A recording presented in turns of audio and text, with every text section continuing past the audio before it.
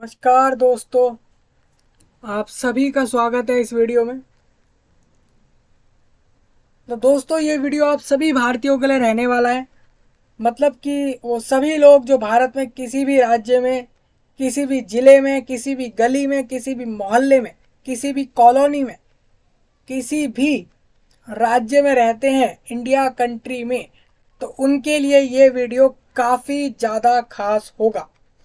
जैसा कि मैं आपको बता दूं, यहाँ पर intelligence bureau government of India के होम अफेयर्स के अंदर आने वाली एक एजेंसी, जो कि इंटेलिजेंस ब्यूरो के नाम से जाना जाता है, जिसको आप अगर नहीं जानते तो मैं आपको बता दूं, इंटेलिजेंस ब्यूरो नाम का एक एजेंसी है जो कि गवर्नमेंट ऑफ इंडिया का है। यानी एक सरकारी एजेंसी है जो पूरे भारत में काम करती है। आपको मैंने इसके बारे में बताया था ये एजेंसी क्या काम करती है, क्या क्या इसके अंदर प्रोसेस, मतलब इसके अंदर जो भी लोग जॉब करते हैं वो एक्चुअल में क्या काम करते हैं, ये सब मैंने आपको बताया था। आप नोटिफिकेशन वाला वीडियो उठाकर देखेंगे तो आपको ये चीज़ मिलेगी कि वहाँ पर मैंने आपको बताया है कि यहाँ पर रिक्रूटमेंट कर रही है गवर्नमेंट ऑफ इंडिया अपने इंटेलिजेंस ब्यूरो के अंदर डायरेक्ट रिक्रूटमेंट कर रही है यहाँ पर आपकी भारत सरकार। तो इसके अंदर आपको बता दूं, टोटल 677 677 677 इतनी वैकेंसियां टोटल निकाली गई हैं पूरे भारत के नागरिकों के लिए। मतलब अगर मैं कहूं तो भारत से टोटल 677 लोगों को ये डायरेक्ट रिक्रूट कर रहे हैं आपके दो तरह के पोस्टों पर। आपका जो भी रिक्रूटमेंट प्रोसेस था मैंने नोटिफिकेशन में डिस्कस किया था। लेकिन एक बात और है कि अभी डिटेल्ड नोटिफिकेशन अगर आप बात करें तो हमने ये नोटिफिकेशन डिस्कस किया था, लेकिन अभी आपका डिटेल्ड नोटिफिकेशन अब जाके निकाला है, जो कि अगर आपको रिक्वायरमेंट रहेगी तो आप बता सकते हैं। जैसे कि आपको नोटिफिकेशन वाला वीडियो देखते हैं और आपको समझ नहीं आता है, आपको लगता है यार इसमें कुछ एक्चुअल में सारे पॉइंट क्लियर नहीं हुए, तो हम डिटेल्ड नोटिफिकेशन को डिस्कस करेंगे, नहीं तो उसको छोड़ देंगे। तो मैं आपको कहना चाहूँगा आप उस वीडियो को देखें।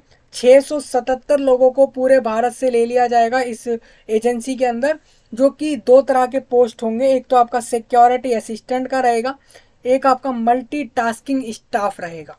तो ये दो तरह के पोस्ट हैं। जो भी एप्लीकेबल होता है एलिजिबिलिटी के हिसाब से अप्लाई कर सकता है। हम इस वीडियो में फॉर्म भर के देखेंगे कि फॉर्म कैसे भरा जा रहा है इस जॉब का। मतलब आप इस जॉब अगर इस वीडियो को देखेंगे तो आपको समझ आ जाएगा कि आपको इस जॉब पर अप्लाई कैसे करना है, क्योंकि फॉर्म भरने में काफ़ी डाउट रहता है, इस वजह से ये बताना पड़ रहा है। तो हम इसको बता रहे हैं भर के कि आपको फॉर्म कैसे अप्लाई करना है। तो सबसे पहले आपको बता देता हूँ, मिनिस्ट्री ऑफ होम अफेयर्स के वेबसाइट पर आना होगा आपको। नोटिफिकेशंस में भी मिल जाएगा ये आपको। इंटेलिजेंस ब्यूरो के गवर्नमेंट ऑफ इंडिया के वेबसाइट पर भी ये चीज़ आपको मिलेगी और वहाँ से भी आप जा सकते हैं। नहीं तो जो लिंक वीडियो के नीचे दिया गया है उससे भी आप इस जॉब पर अप्लाई करने को जा सकते हैं। सबसे पहले आपको बताऊं तो ये नोटिफिकेशन था जिसको हमने डिस्कस किया था कि किस जगह पर कितनी वैकेंसियां हैं। जैसे आप देखेंगे अगरतला आपके भारत में एक जगह है, इसी तरीके से अहमदाबाद है और आइजावाल है, उसके अलावा अमृतसर है, बेंगलुरु है, भोपाल है। ये सारी जगहें आपकी जो लिस्ट में दिख रही है ना आपको, ये आपको दिखाना चाहूँगा। इन लिस्ट में जो आपको जगहें दिख रही हैं ये सारी आपके भारत में ही है। तो आपकी अलग अलग वैकेंसी लिखी गई हैं कि किस पोस्ट पर हमें कितनी कितनी कैटेगरी वाइज वैकेंसियाँ चाहिए किस जगह पर, ये उन्होंने डायरेक्ट डाला हुआ है। तो ये हमने ये वाला नोटिफिकेशन डिस्कस किया था। अगर बात करूँ डिटेल्ड नोटिफिकेशन की तो वो अब जाके रिलीज़ करा गया, आप देख सकते हैं ये डिटेल्ड नोटिफिकेशन है। इसमें इन्होंने और डिटेल में इस चीज़ को बताया है। मतलब इन्होंने एक एक चीज़ को अच्छे से खोला है। यहाँ पर अगर आप देखें तो डिस्क्रिप्शन बताया हर एक पोस्ट का, फिर सैलरी वहाँ पे भी बताई गई थी, यहाँ भी बताई है। फिर लेकिन और तरीके से और एक एक पॉइंट को क्लियर करा गया है कि इस बात का ध्यान रख लो, इस बात को ध्यान रख के फॉर्म भरना, और बहुत सारी चीज़ें यहाँ पर देखेंगे आप। सिटी भी देखिए आप वहाँ पर, मैं आपको दिखाना चाहूँगा। इसमें अगर मैं नीचे जाता हूँ तो इसमें थोड़ा और नीचे चलते हैं तो यहाँ पर मुझे दिख रहा है कि एग्ज़ाम कहाँ होगा वो इन्होंने दिया ही नहीं। आप देख सकते हैं सिटी कहाँ कहाँ एग्ज़ाम होगा इन्होंने इस नोटिफिकेशन में नहीं दिया था। लेकिन अब जो नोटिफिकेशन रिलीज़ कराना दोस्तों, उसमें इन्होंने बता दिया कि हम कहाँ कहाँ पर इसमें जो है हम किस किस सेंटर में जो है इसका एग्ज़ाम लेंगे। तो आप अगर देखें, मैं इसमें दिखाना चाहूँगा कुछ जगह के लोगों के लिए स्पेशली। सबसे पहले तो मैं चलता हूँ डायरेक्ट दिल्ली से, क्योंकि मोस्टली दिल्ली वाले लोग ज़्यादातर फॉर्म भरते हैं हर रिक्रूटमेंट में। दिल्ली वाले भरते हैं, फिर दूसरे प्रेफरेंस में यूपी, फिर उसके अलावा बड़े बड़े जो राज्य हैं फिर वहाँ के लोग भरते हैं, क्योंकि वहाँ वैकेंसियाँ ज़्यादा होती हैं। तो देख सकते हैं आप दिल्ली की, यहाँ पर आप देखेंगे दिल्ली में, न्यू दिल्ली में हो रहा है भाई। तो दिल्ली में एग्ज़ाम कहाँ होगा? न्यू दिल्ली में होगा। सेम इसी तरीके से वेस्ट बंगाल में कहाँ होगा? वेस्ट बंगाल के अंदर। ये आपकी टोटल 6 जगहें हैं। ये जगहें हैं दोस्तों, ये कोई सेंटर नहीं है, मतलब ये सेंटर की जगहें दे दी गई, एक लोकेशन दे दी गई है। इस लोकेशन में, इस एरिया में, इसके अंदर जितने अलग अलग जगहें होंगे और जहाँ पर भी अलग अलग रिक्रूटमेंट के लिए जो एग्ज़ाम होगा इसका, तो उस हिसाब से आपको वहाँ पर सेंटर अलॉट किया जाएगा। तो आप समझ पा रहे होंगे, जैसे कि न्यू दिल्ली है तो न्यू दिल्ली कोई एक सेंटर, एक एग्जैक्ट कोई वेन्यू नहीं है कि आपको इस जगह जाके एग्जाम देना है। इसके अंदर आपको एडमिट कार्ड पे मिलने वाला है। तो आप समझ रहे होंगे। इस तरीके से राजस्थान है, केरला है, बिहार है, महाराष्ट्र, तेलंगाना, हरियाणा जैसी जगहों के नाम यहाँ दिए गए हैं। और इसके अंदर आपके अलग अलग सेंटर भी यहाँ पर मेंशन करे गए। मतलब इससे आपको आइडिया लग जाएगा कि आपके राज्य के अंदर इतने ही जगहें होंगी जिनके अंदर यहाँ पर एग्ज़ाम होने वाला है। ठीक है, इसके बाद आगे बढ़ता हूँ। यहाँ पर ये इसके अंदर सेंटर के बाद भी बहुत सारी चीज़ें दी गई, कट ऑफ से रिलेटेड बात करी गई, फिर और चीज़ें बात करी गई। तो काफ़ी ऐसी चीज़ें हैं। देखिए इसमें क्या है ना, बहुत सी ऐसी चीज़ें हैं जो उस नोटिफिकेशन में नहीं दी थी, क्योंकि कहा यह भी गया था कि हम इस चीज़ को, बाकी बहुत सारी चीज़ें जो हैं उसके बारे में हम डिटेल देंगे बाद में। तो बाद में कब देने वाले थे, तो वो बाद में इन्होंने दी है आज। आप देख सकते हैं आज ये सारी डिटेल्स आपकी दी हैं, ये नोटिस में आपको दिख रही होंगी। सारा कुछ लिखा है, फॉर्म का फीस और ये सब, ये तो वहाँ पे भी दिया था। तो आप देख पाएंगे कि बहुत सारी चीज़ें यहाँ पे आपको ऐसी मिलेंगी। अब देखिए इसमें फॉर्म्स दे दिए गए हैं डायरेक्ट, कि कैटेगरी वाइज फॉर्म दे दिए इन्होंने, फिर आपके अब नो ऑब्जेक्शन सर्टिफिकेट का फॉर्म दे दिया, ये सारे फॉर्म। तो ये भी आपको इसमें मिल जाएंगे। जैसे कि अगर आप कैटेगरी वाइज, जैसे आप जॉब पर अप्लाई करेंगे इस पर और आपको कैटेगरी में छूट चाहिए होगी ना, तो उसके लिए आप ये जो इस फाइल के अंदर जो कैटेगरी का फॉर्मेट दिया है ना फॉर्म का, वही वाला अप्लाई करना दोस्तों, क्योंकि वही लगेगा आपका। अगर आपने जो अगर बनवाया है ना कहीं से, वो सेम यही फॉर्मेट दिखा रहा है आपका पूरा, तो वो उसमें फिर कोई परेशानी नहीं आने वाली, फिर तो वो सबमिट हो ही जाएगा। तो ये आप समझ गए होंगे। अब हम चलेंगे डायरेक्ट फॉर्म भरने की तरफ। सबसे पहले देखिए ये हमारे पास आ गया है, फाइल कुछ इस तरीके से आ गया है। यहाँ पर आप देख सकते हैं home affairs government of India का है, उसके अंदर ये रिक्रूटमेंट होगा। आपको दिखाना चाहूँगा मैं, यहाँ पर लिखा है टू रजिस्टर। तो इस पर आपको क्लिक करना होगा, क्योंकि हम एक फ्रेश कैंडिडेट के तौर पर भरने जा रहे हैं फॉर्म। हमने कभी पहले इंटेलिजेंस ब्यूरो में या फिर मिनिस्ट्री ऑफ होम अफेयर्स में किसी भी जॉब पे कभी अप्लाई नहीं करा, लाइफ टाइम में कभी भी नहीं करा। तो अब कर रहे हैं, तो इस वजह से हमारे को न्यू रजिस्ट्रेशन में क्लिक करना है। इस पर फॉर्म की लास्ट डेट 13 नवंबर रहेगी, ये आपको यहाँ से दिख रही होगी। यहाँ पर आप इंस्ट्रक्शन का भी फाइल ले सकते हैं अगर आपको नहीं समझ आए तो, नहीं तो आप इसको भी देख सकते हैं जो आपको बता रहा हूँ मैं। देखिए अब इसके बाद मैं बढ़ता हूँ डायरेक्ट, मैंने क्लिक कर दिया टू रजिस्टर पे, इस तरीके से आ गया है। अब मैं यहाँ पर पहले रजिस्ट्रेशन करूँगा। रजिस्ट्रेशन में मेरे से नाम मांगा गया, तो मैं नाम दे दूँगा। फिर please enter your name strictly as per, अपने 10वीं के सर्टिफिकेट वाला नाम देना। उसके बाद अपना मोबाइल नंबर दूंगा मैं यहाँ पे। उसके बाद कंफर्म करना है मोबाइल नंबर, तो मैं कंफर्म कर दूंगा। अल्टरनेट मोबाइल नंबर अगर आप चाहें अपने फैमिली में अपने फादर मदर या फिर अपने भाई बहन या फिर किसी भी अपने आसपास ऐसे अपने फ्रेंड का या किसी का भी नंबर देना चाहें, या फिर अपना ही कोई दूसरा नंबर देना चाहे तो आप दे सकेंगे अल्टरनेट में। ये इसलिए मांगा जाता है, मान लीजिए आपका फ़ोन कभी बंद हुआ, आपको अपडेट नहीं मिल पाया, तो दूसरे नंबर पर भी अपडेट जाएगा इस जॉब से रिलेटेड। अब नेक्स्ट है यहाँ पर ईमेल आईडी, तो ईमेल आईडी में डाल देता हूँ।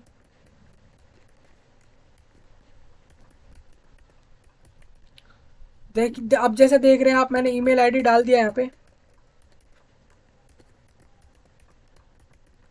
अब देखिए मैंने दोनों जगह जो ईमेल आईडी डाला है वो दोनों का दोनों ही सेम है, सेम ही होना चाहिए, क्योंकि ईमेल आईडी पहले डलवाया जाएगा फिर उसको कंफर्म कराया जाएगा। Are you required to provide your correct mobile number. अब देखिए मेरे से बोला है करेक्ट मोबाइल नंबर दो, तो मैंने करेक्ट ही दिया है और दोनों चीज़ें करेक्ट दी हैं। डोमिसाइल स्टेट मेरे को बताना है, मतलब मैं कौन से यूनियन टेरिटरी या स्टेट में रहता हूँ, तो मैंने बता दिया भाई मैं दिल्ली का निवासी हूँ, मैंने ये बताया यहाँ पे। सब्सिडरी इंटेलिजेंस ब्यूरो, अब मेरे को किस पे अप्लाई करना है वो मेरे को बताना है। अब मैंने आपको एक चीज़ और बताई थी, जैसे आईबी में आप अप्लाई करेंगे तो आप वहीं उसी उसी सब्सिडरी में उसी इंटेलिजेंस ब्यूरो के ऑफिस में अप्लाई करेंगे जो आपके राज्य का हो।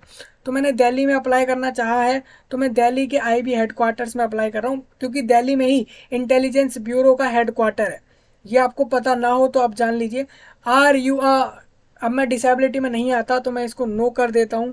कैटेगरी मेरे से पूछी जा रही है, तो मैं यहाँ पर जो है यू आर में आता हूँ, तो मैं यू आर करूँगा। अब यहाँ पर डाउट मेन होता है यू आर और ई डब्ल्यू एस वालों में। इनमें बहुत कन्फ्यूज़न रहता है कैंडिडेट को कि भाई मैं ई डब्ल्यू एस बनवा लेता हूँ और मैं फिर ई डब्ल्यू एस को सिलेक्ट कर लूँगा। तो पहले आप बनवा लीजिए फिर सिलेक्ट करिए, क्योंकि फॉर्म में अप्लाई करते में आपको वो अपलोड करना पड़ेगा। इस वजह से कह रहा हूँ। इसमें फ़ायदा क्या रहेगा, ई डब्ल्यू एस में आपको हो सकता है फीस में छूट मिले, एज में छूट मिले, और आगे चल के जॉब करते में भी कुछ ना कुछ फ़ायदे मिले। इस वजह से ये ऑप्शन आपका इम्पोर्टेंट होता है। तो मैंने यहाँ पे यू आर कर दिया। पोस्ट का नाम अगर बताऊँ तो मेरे को यहाँ पर दोनों पे अप्लाई करना चाहे तो दोनों पे अप्लाई कर सकते हैं, एक पे भी कर सकते हैं। मैं दोनों पे अप्लाई कर रहा हूँ, और जिसका पोस्ट कोड 3 है। फिर मैं यहाँ पे आई एग्री पे क्लिक करता हूँ और री वेरीफाई कर देता हूँ। यहाँ पर मेरे पास ऑप्शन आ जाता है, ये सारे पॉइंट आ जाते हैं। मतलब मैंने अपना नाम, फिर मोबाइल नंबर, अपना एड्रेस, सिटी, फिर किस सब्सिडरी में यानी कि किस आईबी के ऑफिस में अप्लाई कर रहा हूँ वो सिलेक्ट करूँगा। डिसेबिलिटी से रिलेटेड जानकारी सारा कुछ सिलेक्ट कर लूँगा, एक एक को टिक करके सबमिट कर दूँगा, आई एग्री कर दूँगा। इससे ही फिर मैं ओके कर दूँगा। अब ये मेरे सबमिट होते ही ये डिटेल चेंज नहीं होंगी। आपको चेंज करनी हो तो पहले ही कर सकते हैं इसको। तो अब ये चेंज नहीं होंगी। मैं इसको सबमिट पे क्लिक करता हूँ दोबारा से। यहाँ पर कुछ लिखा हुआ है, तो मैंने इसको एग्री करा। Click okay if you. देखिए क्या बोला गया, एक बार आपने इन्फॉर्मेशन सबमिट कर दी तो वो मॉडिफाई नहीं होगी। Click on okay if you have verified the information to be correct and to submit, else click close to review again. तो मैं ओके कर रहा हूँ यहाँ पे, फिर मैं इसको फिर ओके कर रहा हूँ।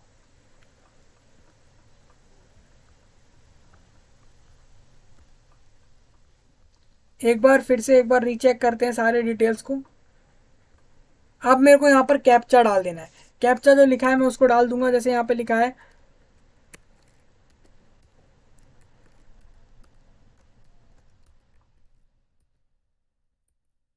अब देखिए यहाँ पे कैपिटल का के है, स्मॉल का एन है, फिर सी है, फिर 4 है, फिर वाई है, और फिर एक और बार वाई है।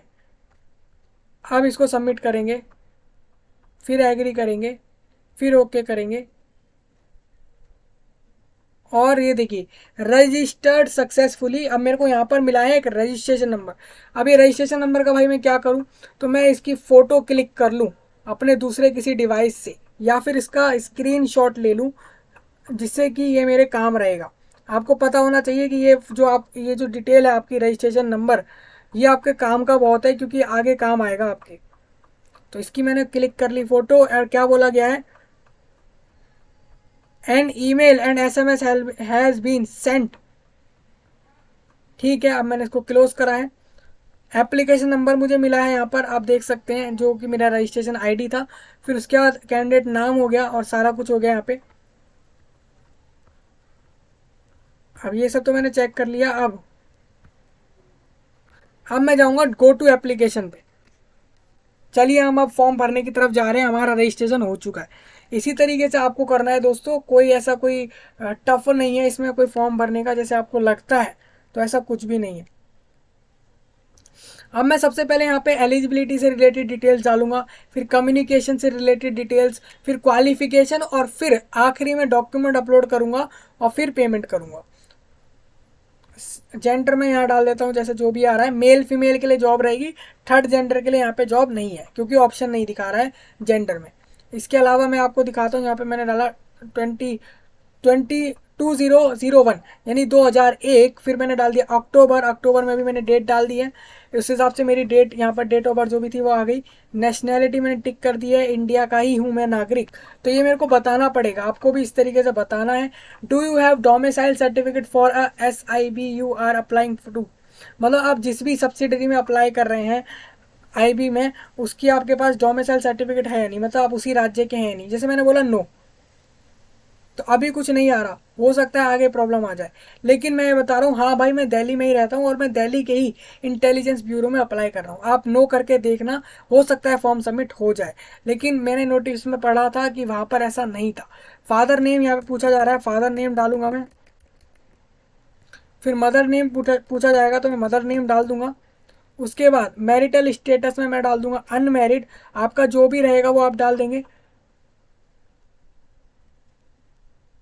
रिलीजियस, रिलीजन में रिलीजियस क्या है मेरा, मतलब कि मैं हिंदू हूँ, सिख हूँ, मुस्लिम हूँ, इनमें से क्या हूँ मैं वो बताऊंगा। अगर आपको इसमें से ऑप्शन नहीं मिलता है, चाहे वो मेल हो फीमेल हो, लड़का लड़की कोई भी, तो आप बता देंगे हिंदू है तो हिंदू, नहीं तो जो भी हो आपका।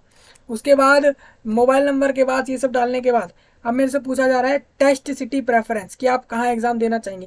पहले मेरे को स्टेट सिलेक्ट करना है, फिर सिटी सिलेक्ट करनी है। जैसे मैंने मान लिया दिल्ली सिलेक्ट किया, भाई ऑब्वियसली जो जहाँ रहता है वो पहले वो चीज़ सिलेक्ट करेगा, या फिर उस चीज़ को सिलेक्ट करेगा कि उसको दिख रहा है कि मैं इन दिनों किस जगह पर होऊंगा, तो इस हिसाब से सिलेक्ट करेगा। सेम दिल्ली के बाद मैं सिलेक्ट कर लूँगा यहाँ पर यूपी, क्योंकि दिल्ली के बाद यूपी उसके पास है, इस वजह से मैं यूपी सिलेक्ट करता हूँ। मैंने यूपी करा, यूपी में भी मैंने देख लिया, यूपी में मेरे को बहुत सारे ऑप्शन मिले, तो मैंने यहाँ पर उस यूपी में कुछ डिटेल्स डाल दिए, जैसे कि मैंने आगरा डाल दिया, फिर दोबारा यूपी लिया, और फिर यूपी में कानपुर डाल दिया, फिर मैंने लिया, फिर यूपी को ही लूँगा, क्योंकि अपने हिसाब से मैं ले देख रहा हूँ कि मेरे जैसे जैसे सेंटर या जितनी जितनी दूरी पे पड़ता जाएगा मैं उस हिसाब से सेंटर ले रहा हूँ। फिर मैंने फिर एक और बार यूपी ले लिया। आप देखिए मैंने यहाँ पे फिर से यूपी लिया है। 5 चॉइस है आपके पास, 5 आप ले सकते हैं अपने मर्जी से। वाराणसी मैंने आखिर में रखा है, मतलब अगर मेरे को कहीं जगह नहीं मिलती एग्ज़ाम देने के लिए तो मेरे को वाराणसी भेज दिया जाए एग्ज़ाम के लिए। समझ गए आप। इसके बाद are you an ex serviceman, तो भाई मैंने कभी नेवी आर्मी में मैं कभी गया नहीं हूँ, तो मैं नो कर रहा हूँ। आप यस करेंगे जो भी इसमें एप्लीकेबल होगा। अब अदर डिटेल्स क्या है, are you are dependent of victims of communal riots of 2002 in Gujarat, मतलब कि 2002 में गुजरात के अंदर एक कम्युनल रियॉट हुआ था, उसमें आप विक्टिम रहे थे या नहीं उसके बारे में पूछा जा रहा है कि आपको आपको कुछ हुआ था या नहीं। तो भाई ऐसा कुछ नहीं हुआ था, तो मैंने यहाँ नो कर दिया है। Are you are dependent of victim of anti Sikh riots, जो कि 1984 में हुआ था, तो मैंने ऐसा मैं वहाँ पे भी ऐसा कुछ मेरे साथ नहीं हुआ, मैं कोई विक्टिम नहीं रहा वहाँ पे। Same are you a sport person specified in para 1, तो मैं कोई स्पोर्ट पर्सन भी नहीं हूँ। Essential qualification, do you have possess of valid driving licence of motor car, तो देखिए मैं अब ये क्यों पूछा जा रहा है, मैं इसको नो नहीं कर सकता। क्यों, अब जैसे मैंने नो करा तो देखिए are you are not eligible, क्यों एलिजिबल नहीं हूँ, क्योंकि मैंने दोनों पोस्ट सिलेक्ट करी अप्लाई करने के लिए, और मैंने देखा कि सिक्योरिटी असिस्टेंट को अप्लाई करने के लिए उसके पास जो है ड्राइविंग लाइसेंस होना जरूरी है, तो LMV जरूर बनवा लेना आप। उसके अलावा do you have knowledge of motor mechanism, इसके बारे में जैसे मैं इस पर भी नो करता हूँ तो सेम वही आने वाला है लिखा हुआ, क्योंकि मेरे को मैकेनिज्म की नॉलेज होनी चाहिए। मोटर मैकेनिज्म यानी कि व्हीकल्स की जो मोटर्स होती हैं उनके मैकेनिज्म प्रिंसिपल्स सब पता होने चाहिए। Do you have experience of driving a motor car at least 1 year, तो अब पूछा जा रहा है कम से कम 1 साल की आपको एक्सपीरियंस है या नहीं। ये अगर मेरे को 1 साल का एक्सपीरियंस भी नहीं होगा ना ड्राइविंग का, तो भी मैं एप्लीकेबल नहीं होऊंगा वो आपका असिस्टेंट के पोस्ट के लिए, सिक्योरिटी असिस्टेंट पे। Do you have possession of valid driving licence for, तो इसमें भी मैं यस कर दूंगा। इसमें देखिए ये सारे यस होने चाहिए। Are you are government servant, तो मैं गवर्नमेंट सर्वेंट तो नहीं हूँ। फिर मैं सेव एंड नेक्स्ट पे क्लिक करता हूँ और ये डेटा सेव हो जाएगा। कम्युनिकेशन डिटेल में एड्रेस डालना होगा मुझे, तो मैं एड्रेस डाल देता हूँ यहाँ पर।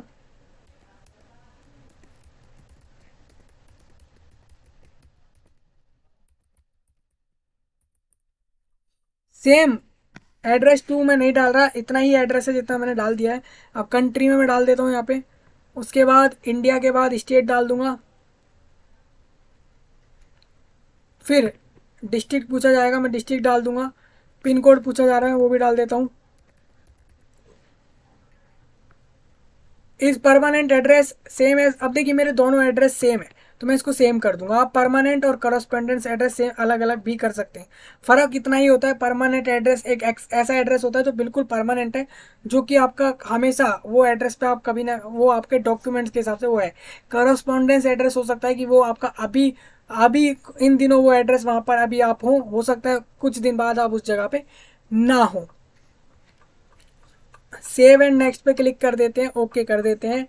फिर इसके बाद मैट्रिकुलेशन यानी 10वीं की डिटेल्स डालनी होंगी, जैसे कि बोर्ड का नाम पूछा जाएगा तो मैं डाल देता हूँ CBSC, central board of secondary board secondary education था ये। और month and year of passing पूछा जाएगा कि किस महीने के और किस साल में ये आपने पास किया। तो वो मैं बता दूंगा यहाँ पर, थोड़ा सा और बैक जाने का ऑप्शन मिले तो मैं बता देता हूँ। 2018 में मई के मंथ में करा। उसके बाद स्कूल या इंस्टीट्यूट का नाम पूछा जाएगा तो वो भी मैं बता देता हूँ।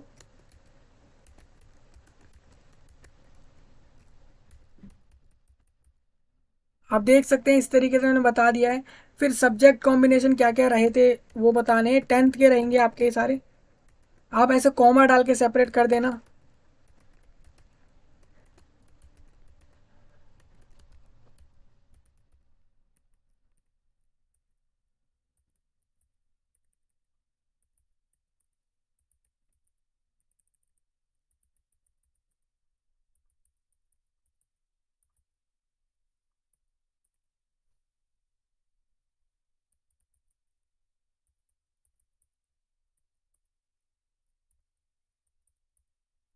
अब क्वालिफाइड में पूछा जा रहा है तो भाई हाँ बिल्कुल क्वालिफाइड है। क्वालिफाइड में मैं बता दूंगा जैसे क्वालिफाइड में पास।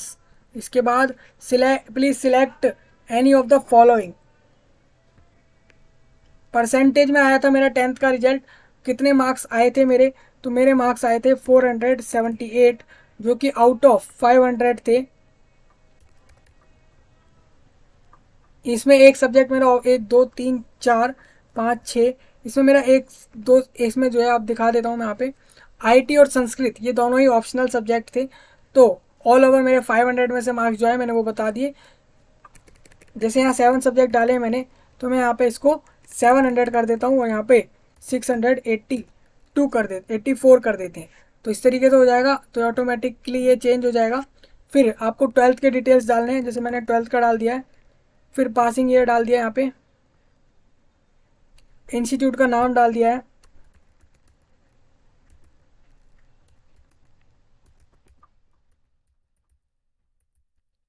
उसके बाद सब्जेक्ट यहाँ पर भी पूछे जा रहे हैं मेरे से, तो मैं बता देता हूँ।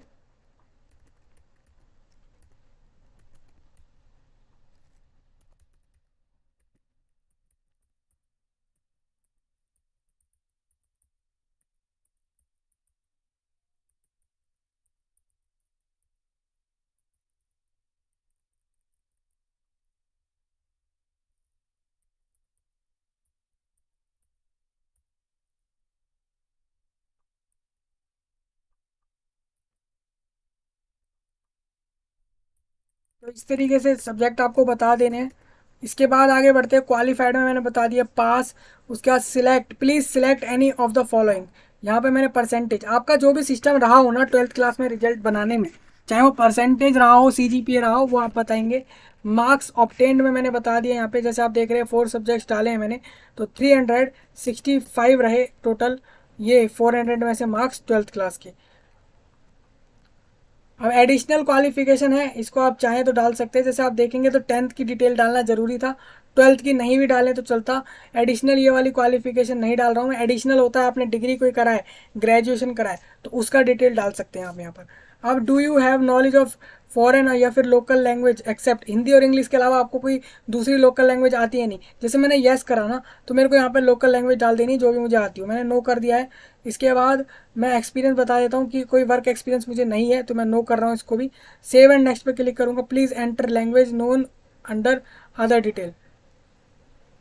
सबसे पहले do you have knowledge of foreign language या फिर local language except Hindi and English. तो मैंने इसको तो नो करा है ना भाई, तो मैंने इसको नील कर दिया है। नील कर देना आप इसको और फिर सेव। अब देखिए अब ये सेव हो जाएगा।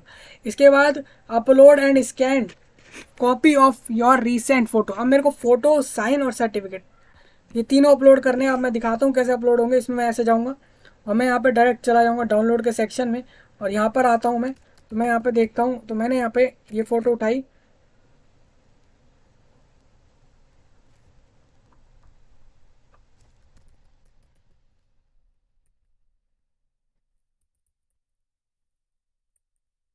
देखिए ये फ़ोटो अपलोड कर दी है मैंने, सिग्नेचर को अपलोड करा है यहाँ पे। अब मैं इसको ऐसे कैंसिल कर दूंगा। फिर उसके बाद सिग्नेचर को अपलोड करना है। देखिए यहाँ पे इसमें क्या है, सिग्नेचर को अपलोड करने की बात आ गई।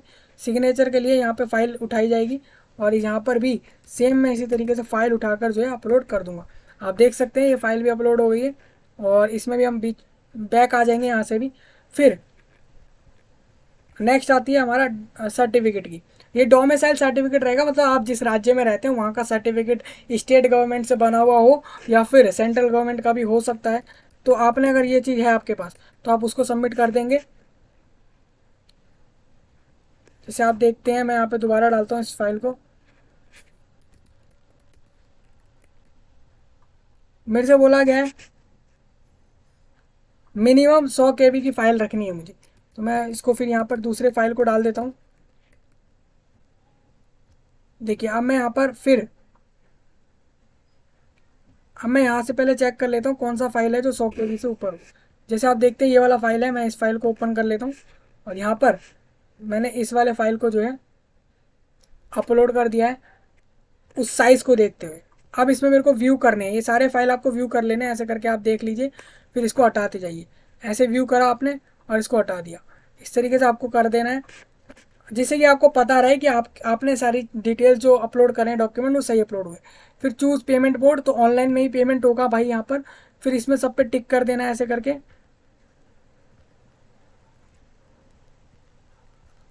उसके बाद यहाँ पर ये डाल देना है जो भी लिखा आ रहा है। उसके बाद प्रीव्यू करना है आप। अब देखिए मैंने प्रीव्यू करा है, सारे डिटेल्स आ चुके हैं जो भी मैंने डाले थे। यहाँ पे आप देख सकते हैं सारे डिटेल्स, एक एक करके सारे डिटेल आ रहे हैं। To view your copy of state domicile certificate, तो इसकी भी व्यू कर सकते हैं। मैंने व्यू करी नहीं थी, जैसे मैं अभी जाता हूँ तो मैंने इसका व्यू कर लिया है। उसके बाद डिक्लेरेशन, और यहाँ पे सारा कुछ आ रहा है। मैं प्रीव्यू से एक स्टेप बैक आऊँगा और मैं आप देखते हैं मैं आपको यहाँ दिखाता हूँ।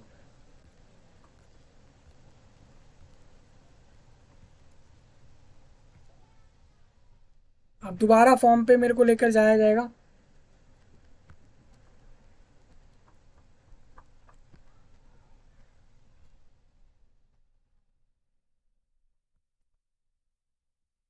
अब मैं यहाँ पे डायरेक्ट लॉगिन करूँगा।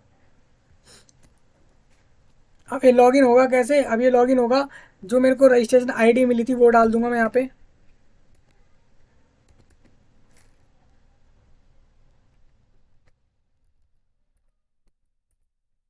और रही बात पासवर्ड की, तो पासवर्ड आपको अपने जीमेल पर मिला होगा जब आपने रजिस्ट्रेशन किया था। तो मैं एक बार जीमेल को खोलूँगा यहाँ पर।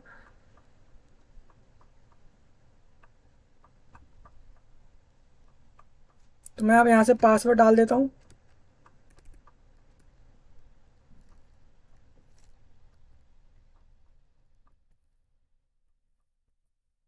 और फिर ये जो नंबर नीचे आ रहा है इसको डाल दूंगा।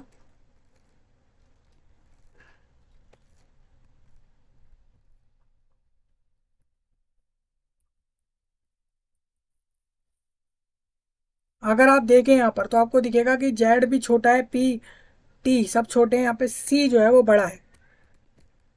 फिर इसको लॉगिन करते हैं। सेव कर दिया, देखिए यहाँ पे डिटेल्स आ गए और ये आ गया फॉर्म। ये सारा कुछ आ चुका है, आपके डिटेल्स आ चुके हैं। अब गो टू एप्लीकेशन पे जा रहा हूँ मैं।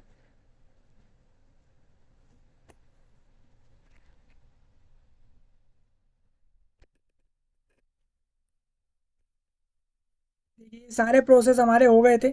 सेफ एंड नेक्स्ट पे क्लिक कर रहा हूँ मैं यहाँ पे। फिर सेफ एंड नेक्स्ट, ओके। फिर सेफ एंड नेक्स्ट, ओके। और फिर यहाँ से अब मैं डायरेक्ट इसको सबमिट करूँगा। सबमिट के लिए मेरे को बोला गया पेमेंट मोड, तो मैंने पेमेंट मोड ऑनलाइन सिलेक्ट कर लिया है और इसको भी टिक करा है मैंने। इन सबको टिक कर लिया जैसे पहले करा था वैसे ही। अब होता क्या है, आप प्रीव्यू देखने जाएंगे तो आपका पीछे से आपको फिर दोबारा लॉगिन करना पड़ेगा। लेकिन प्रीव्यू देखने का फ़ायदा ये है कि आपको पता लग जाएगा कि आपने फॉर्म में क्या क्या डाला। अब ये सबमिट होगा यहाँ से फॉर्म, आई एग्री, और फिर ओके हो जाएगा। फिर यहाँ पर जो लिखा है एन यू, जो भी ये लिखा होगा मैं इसको डाल दूंगा और फिर इसको सबमिट कर देंगे। फिर एग्री हो जाएगा। अब देखिए अब इसमें फ़ीस पेमेंट की बात आएगी। फीस पेमेंट में मैं किसी भी मोड से कर सकता हूँ। स्टेट बैंक ने इंटरफेस प्रोवाइड कराया है, स्टेट बैंक ऑफ इंडिया ने ये इंटरफेस जो प्रोवाइड कराया है, इसमें आप यूपीआई से कर सकते हैं, डेबिट कार्ड, क्रेडिट कार्ड जैसे ऑप्शन से भी पेमेंट कर सकते हैं। मैं यहाँ पर यूपीआई पे चला जाता हूँ। यूपीआई में मेरे को ऑप्शन यहाँ पे ऑटोमेटिकली सारा जनरेट हो चुका है सब कुछ, और मेरे को फीस यहाँ पे लिखी आ गई है 500 रुपीज़। आप देखेंगे यहाँ पे 500 रुपीज़ फीस लिखी आ गई है। यहाँ पर वीपीए या क्यूआर कोड जैसे भी ऑप्शन मिल जाएंगे आपको फीस पेमेंट के लिए। तो मैं यहाँ पर क्यूआर कोड को सिलेक्ट कर लूँगा, और इसमें फिर मेरे को करना क्या होगा, इसको क्यूआर कोड को स्कैन करना होगा, और फिर उसके बाद पेमेंट हो जाएगा। दूसरे डिवाइस से इसको स्कैन करके फिर वहाँ पर आपका ऑटोमेटिकली वहाँ पर आपका अकाउंट खुलेगा। फिर वहाँ से आप जाएंगे और फीस पेमेंट कर देंगे फॉर्म की, और आप इसमें फाइनली इस फॉर्म को सबमिट कर देंगे, फिर उसका प्रिंट लेंगे। इतना प्रोसेस करना है दोस्तों, और ये जॉब पर अप्लाई हो जाएगा। ये सेंट्रल गवर्नमेंट की जॉब है, गवर्नमेंट ऑफ इंडिया में। अगर आप बात करें, इंडिया के अंदर सबसे बड़ी जॉब सेंट्रल गवर्नमेंट की होती है। और सेंट्रल गवर्नमेंट में भी अगर मैं बताऊं, यहाँ अब ये आप ये मत कहिएगा, जैसे देखिए जो जॉब जो होती है, गवर्नमेंट जॉब जो होती है, वो गवर्नमेंट जॉब सेंट्रल गवर्नमेंट की ही जॉब बड़ी होती हैं। तो उसमें एक, उनमें से ही एक जॉब है आईबी की, इंटेलिजेंस ब्यूरो के अंदर, जिसमें आप अप्लाई कर सकते हैं इस तरीके से जो मैंने आपको बता दिया है। तो मैं अभी इसको कैंसिल कर देता हूँ और इसमें ओके कर देता हूँ। तो यहाँ लिखा आ गया कि कैंसल। अगर पे करता तो यहाँ पास हो जाता, और कुछ फ़र्क नहीं आता, बस यही था आपका। तो मैं आपको बता चुका हूँ जॉब से रिलेटेड सब कुछ। मैं आपसे मिलूँगा अब नए टॉपिक में, तब तक के लिए आप सभी का धन्यवाद।